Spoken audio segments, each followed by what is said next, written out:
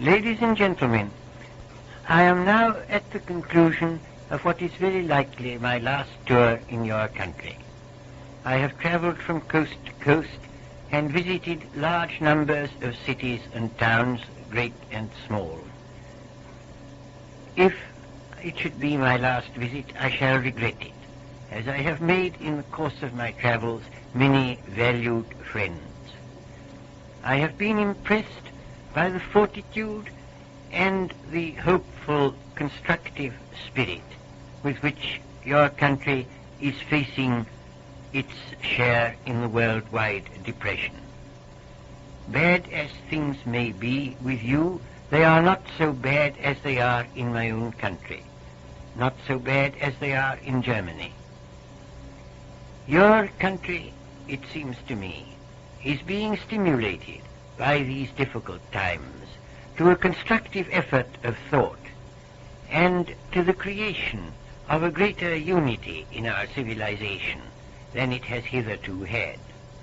I believe that it is by that road that our civilization must travel if we are not to have a repetition, perhaps in an even aggravated form, of the troubles from which the world is suffering at the present time. If these hard times do lead, as I fully believe they will, to such a constructive and unifying effort, the sufferings which many are enduring now will not have been endured in vain. There will emerge, as I hope and as I believe, a world with greater security, with greater hope, a world in which men will profit by the inventions of science, and not, as too often happens now, suffer through what ought to be a means of human happiness. If this should occur, then I think we may hope that future generations will enjoy the fruits of our thought and our effort. It is this hope, above all, that should buoy us up in the difficult period through which we are passing. Question? All right, then. Ladies and gentlemen, I am now at the end of what is likely to be my last tour in your country. I have traveled from coast to coast and visited many cities and towns, great and small. In the course of my journeys, I have acquired in your country many valued friends. If this should indeed prove to be my last tour, I shall, for that reason, regret it. I have been impressed by the fortitude and the constructive effort with which your country is facing the bad times with which, in common with the rest of the world, you have been afflicted.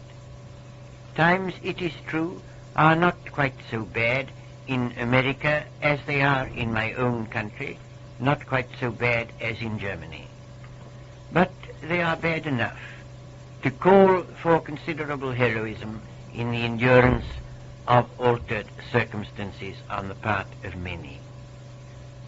I see in these difficult times in your country an effort to think constructively, an effort to create some kind of organization throughout the world, out of which shall come a system capable of preventing a repetition, perhaps on an even larger scale, of the troubles from which we are suffering at this time.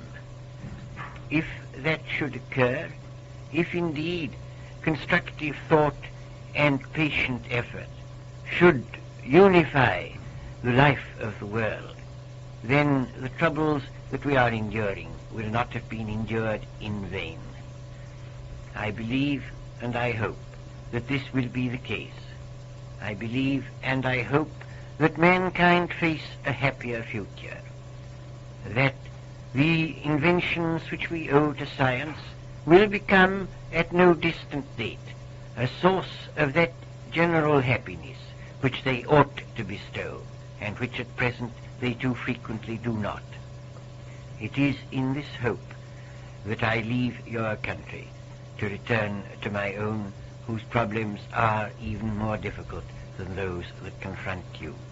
I believe and I hope that mankind will be happier in the future than they have been in the past.